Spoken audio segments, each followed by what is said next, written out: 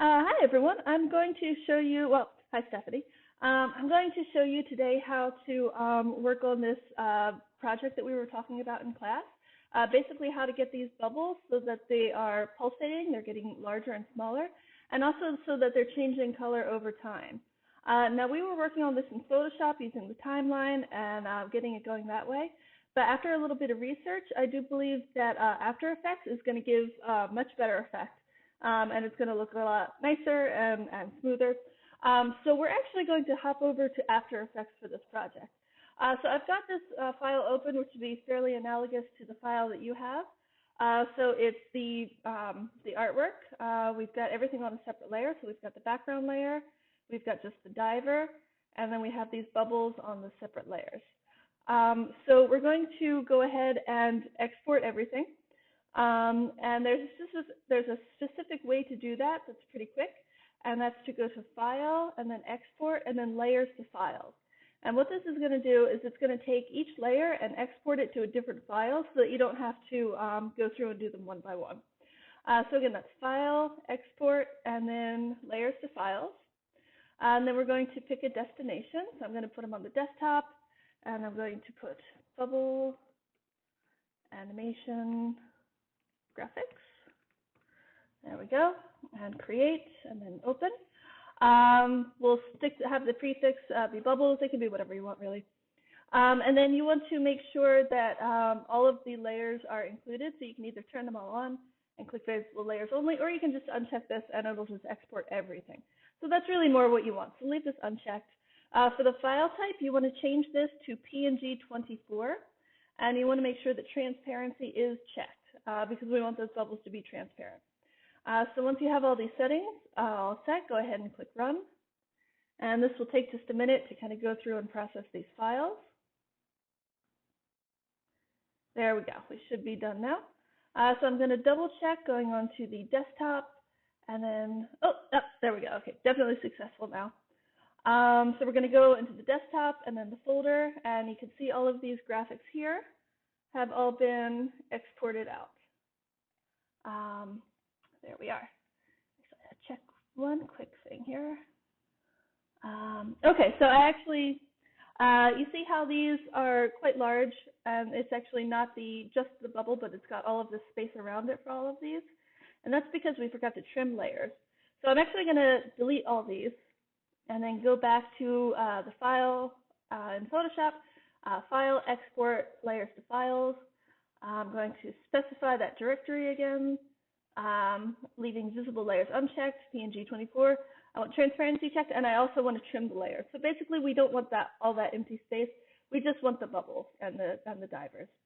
So we're going to click Run, and that's going to go again. There we go. So we can see them popping up back here. Okay, so now we have successful file export, and we're checking on these files again. We've got the background, and now you can see the diver is more cut out, as well as the bubbles here. So we have all of our files ready. So let's go ahead and jump into After Effects. So I'm going to close this out here. I'll save it, why not? And then we're going to jump into After Effects. Okay, here we go. Never mind that. So we've got our new file screen here, so we're going to click on New Project, and then up in this window, we're going to click on New Composition. We can leave all of this stuff as is. If you want, you can actually look up the exact dimensions of this background. Actually, let's go ahead and do that so that it looks nice. Right now, it's 1778 by 2331. Your exact file might be a little bit different size, but let's get that 1778 by 2331. And I've unchecked the aspect ratio so that we can basically, it's going to try and keep it in a movie style format, but we're just saying make it the size of the background. And then click OK. And then we're going to go over to this the zoom function, and we're going to click on fit. So it's just basically going to size this to fit the screen. So now let's import our files. We're going to click and drag and select all of these and drag them over here into the project window. And you can see they all got in there. So now let's go ahead and drag them into the composition window. And then I'm going to position this here to fill the screen. There we go. You can see also it's been added to the timeline down here. So I'm going to go ahead and add in the other elements as well. Diver and a couple of bubbles here. And there we go. Okay, so now we have everything kind of set up for our project. Let's go ahead and save it. I'm not going to save it right now because my computer is a little twitchy. But here we go. So we're going to go ahead and make one of these, we're going to make the bubbles pulse. First of all, we're going to make them get larger and smaller. So in order to do that, you want to select the bubble, and then you come down here and you see the layer. And then again, this is just how we did it in class before. You're going to click on this little arrow to expand this layer, and then click on the arrow by transform to expand that as well. And then we're going to come down here, down into scale, because we want to change the scale, and making sure that the playhead icon is at the beginning. Go ahead and click on the stopwatch for scale, and that will start a new keyframe right here on 0 timeline. Then we're going to select that keyframe and do Command C to copy. And then I'm going to go out to about 4 seconds. I'm going to move this playhead out to 4 seconds. And then I'm going to do Command V to paste that same keyframe. So right now nothing is happening because it's going basically from 100% to 100%. But I'm going to move the playhead to halfway through, so about 2 seconds. And then I'm going to come up here and I'm actually going to make this larger. There we go. You can hold shift so that it stays in proportion. So right now it's going up to about 115%. So if we bring the playhead back and then hit the spacebar to play, there we go. You can see that this is now getting larger and smaller. And then when the GIF is actually going, it will loop very smoothly because the last frame is the same as the first frame. Okay, we're back. Sorry about that. My computer went a little bit haywire. After Effects was doing some funny stuff, so I had to save and reboot, but we should be all working now. So I'm going to go ahead and press play, press the spacebar to play this animation again. And now you can see that the bubble is getting larger and smaller over time. It's pulsing a little bit. If you want to make it pulse a lot faster, you just basically move these 2 keyframes in a bit more. So if I wanted this all to happen under 2 seconds, we basically move that last keyframe to 2 seconds, and then the middle one where it actually changes to the middle. So now if we press play again, we can see that that actually goes a lot faster. This playhead here actually shows where the end of the timeline is, this little blue kind of bracket thing. So if you bring this into wherever you want your GIF to end and press play, you'll get a nice loop so that you can preview it. So there you go. Okay, so I'm going to move this back out to 4 seconds. I'm going to move this back out.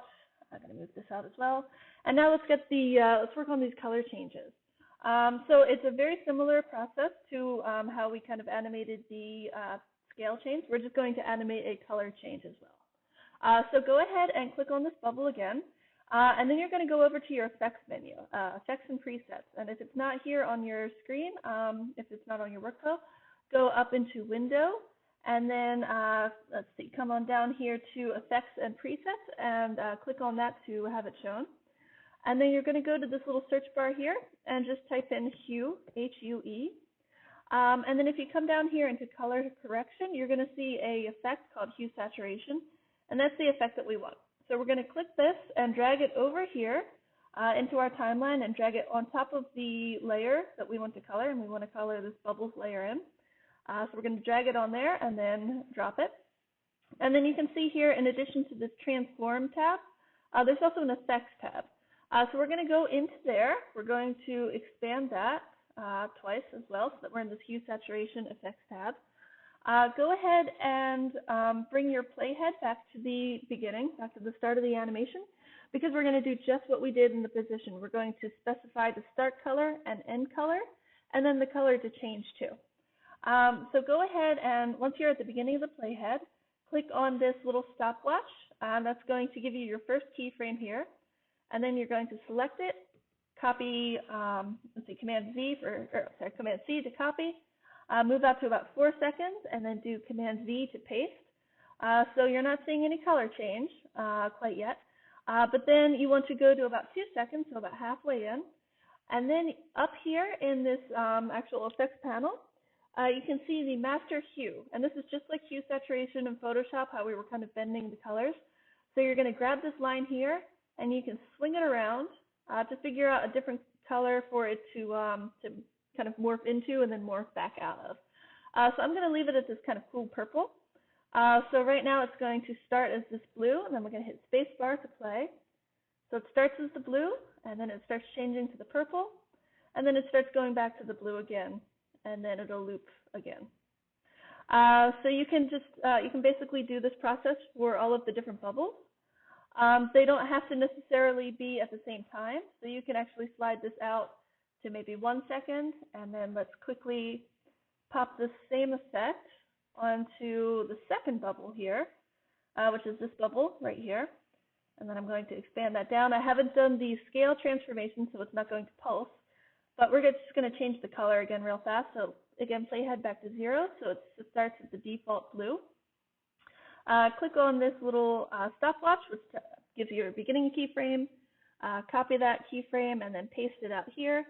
And then we're going to go to maybe 3 seconds instead of 2 seconds. And then we're going to change this to maybe a cool green. So basically what's going to happen is as this timeline goes, this bubble is going to quickly turn purple and then slowly turn back to blue. And then this bubble is slowly going to turn green and then quickly turn back to blue. So we're going to go ahead and press play to see that happen. Now that's already purple, and now that's still changing to green. That's changing back to blue. Now it's fully green, and in a second it's going to go right back to blue. So now it's back where it started. So that's that should fulfill all of the goals that you were looking for this art project. Obviously, you can just keep repeating these steps to get all of these bubbles kind of pulsing and all of the colors changing. You can have the diver change color as well, but that should do it for you. So please give me an email if you have any questions, or just shout if you're in class. Happy to help. And that's all for the video. Thank you so much. Bye-bye.